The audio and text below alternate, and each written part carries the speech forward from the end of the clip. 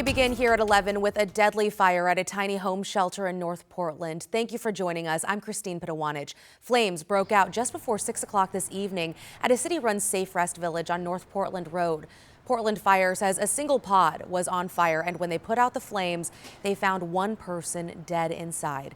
Investigators are now looking into the cause of that fire.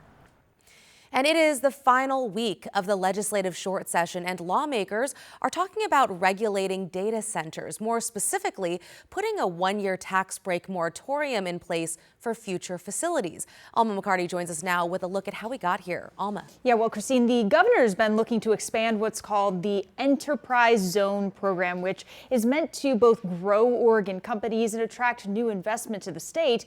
But some worry that these incentives going to data centers isn't the right move in the long term. So data centers have been around for a while. And while not new in Oregon, they are growing. Data centers are getting bigger and bigger. Some of these new AI hyperscale data centers are exponentially bigger than those tiny ones. And there's really just sucking up a lot of energy, a lot of water. That's led to growing concern from groups like the Columbia Riverkeeper. Just last week, they released a report about data centers already operational or planned in both Oregon and Washington. Kelly Campbell is the policy director. And I think the question becomes, do we want to have stick to our climate goals, getting to 100% renewable, or do we want to have these big mega data centers owned by big tech companies that are some of the most wealthy corporations in the world, getting to use whatever energy they want? And we would say, no, that's not okay. On Monday, lawmakers in Salem amended an economic incentives bill to, in part, block new data centers from tax breaks for a year.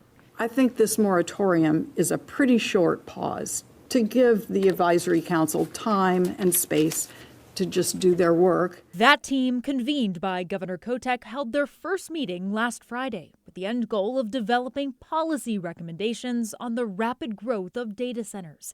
Here's what she told reporters last week. There are some businesses who will need them, but freestanding data centers, the way we've been growing in the state, is not sustainable. Those in support of data center growth, especially in rural communities, also weighed in on their impact. This moratorium will have a disparate impact on communities east of the Cascades, communities like Prineville, Hermiston, and Redmond that have leveraged E-zones, and data centers bring hundreds of living wage jobs to each of their communities. While data centers may be seen as a nuisance or inconvenient in Washington County, they are not in Crook County, and they are not in Morrow County, Umatilla County. Now, even if the House and Senate approve the moratorium, it only applies to new data centers, not ones that have tax breaks already or ones currently in the works. Christine? Yeah, we'll see what happens by the end of the week. Alma McCarty reporting. Thank you, Alma. Meantime, in Portland, a high-stakes legal fight is underway over the federal government's use of tear gas at the ICE building. The question is whether a judge's order limiting officers from using chemical munitions should stay in place. After months of tear gas, pepper balls, and flashbang grenades, protesters took their case to court, arguing federal officers violated their constitutional rights to free speech. The protesters' lawyers argue federal officers have used excessive force. They provided video evidence, including clips showing tear gas used on peaceful protesters, agents shooting pepper spray into the faces of people who were not threatening or violent, and also video of a man shot in the head with a less lethal round. The Department of Homeland Security's lawyers argued the DHS was not responding to protesters' messaging or viewpoint. They say agents were protecting the ICE building, and tear gas, as well as other munitions, are key tools to prevent violence and protect officers. We have seen this in other cities and other places. What's the line between First Amendment legal protest and legal reaction by the federal government? The hearing is expected to run 3 days. U.S. District Judge Michael Simon is expected to issue a decision soon after testimony ends.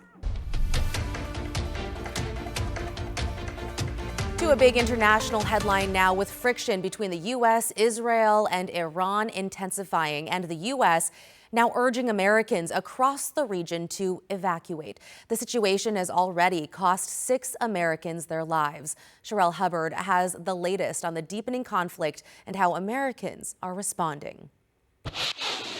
Expect a major uptick in the next 24 hours in Operation Epic Fury, the massive coordinated air and missile attack in Iran. The U.S. Secretary of State telling reporters Monday the hardest hits are yet to come. This operation needed to happen.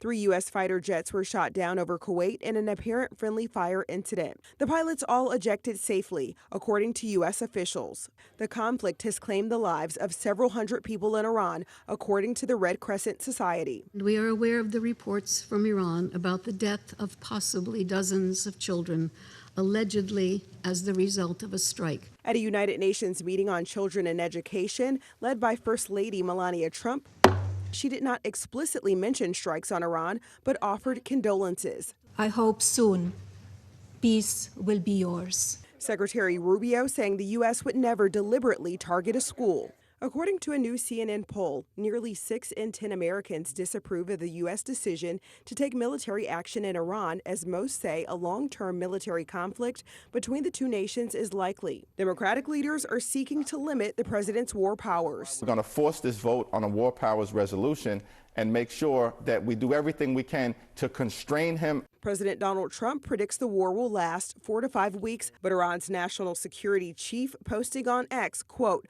Iran, unlike the United States, has prepared itself for a long war. Sherelle Hubbard, KGW News.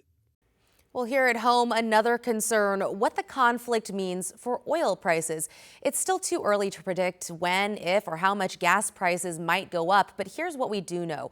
About 20% of the world's oil supply is transported through the Strait of Hormuz. It's a narrow waterway right next to Iran.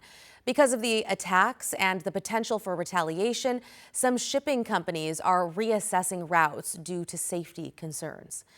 You can stay with KGW News as we continue to track this fluid situation across the Middle East as it unfolds. You can find our coverage on KGW.com, our streaming app, KGW Plus, and on our YouTube page. Okay, let's talk a little weather now with Chief Meteorologist Matt Zaffino. We are taking a live look at downtown Portland from our Rose City Skycam. About 48 degrees out there. Matt, some clouds holding off, hopefully, for tonight's lunar eclipse? Yeah, we can see the full moon right now, as you can see from our Wells Fargo Skycam. It is high in the southern sky, so it is mainly clear, 48 degrees. We've got a few clouds beginning to drift on over right now. You look from our Vancouver Skycam, a couple clouds there. The moon's too high in the sky here to pick it up in this view. But again, it is a mainly clear night. If you go outside and look in the southern sky, you will see it as well. Here's how this works. Sun, Earth, and the moon gets in between, or on the other side of the Earth. That's when you get a lunar eclipse. So again, the Earth's atmosphere scatters the blue light away. The red light is what remains on the shadowed side of the Earth. And so when the moon in its orbit around the Earth rolls into that region of the dark shadow of the Earth, it's called the umbra. That's why it looks kind of red. The moon, of course, doesn't emit any light of its own. It's all sunlight that it reflects, and it's going to be a lot less when it's in the shadow of the Earth later on tonight. So again, that'll be happening at a really inconvenient time for a lot of people. The darkest part of the eclipse begins at 3:04 in the morning. Totality of the eclipse ends at 4:03. So you're going to have to get up very early, set the alarm, Christine, if you want to see this. As far as the weather goes, midweek rain, we get some Cascade snow, and it looks like another warm weekend on the way. We'll have more on that later. Sounds good. Thank you, Matt. Okay, let's take a live look at the Oregon State Capitol in Salem, where lawmakers voted to move a high-stakes referendum on ODOT funding, and it is already sparking legal threats. Hours ago, Governor Tina Kotek signed that bill into law. The law puts the Republican-led effort to block new transportation taxes and fees onto the May ballot instead of the one in November. Republicans argued the May primary has lower voter turnout and called it a political ploy to try and defeat the referendum. 250,000 people, Oregon citizens, signed a petition to put this in November. The Secretary of State certified the signature count for the November ballot. The majority of people, we polled them, they want to keep it in November. The sooner that we have clarity from voters, if they approve of the transportation package, the sooner we can get people to work fixing our roads and bridges and potholes. And if they don't approve, the sooner we get to work figuring out a budget that will actually work for everybody. The Senate passed the bill last week. The House vote was postponed twice. That is until today, when it passed 31-20. In Vancouver, businesses in one of the city's most diverse neighborhoods are getting a financial boost. As Catherine Cook reports, the goal is to help them stay open. The city of Vancouver calls this stretch of 4th Plain Boulevard their international district. It's colorful and vibrant, but beyond the festive murals and inside many businesses, you'll find tears. Gabriela Mendoza owns Frutas Locas. They sell smoothies and other treats. But in the wake of federal immigration sweeps, she says her customer base has dropped 70%. Many people too scared to leave their homes. We all work hard to be where we're at. And because business has gone down a lot, it's hard for us to stay afloat. The city of Vancouver is trying to help.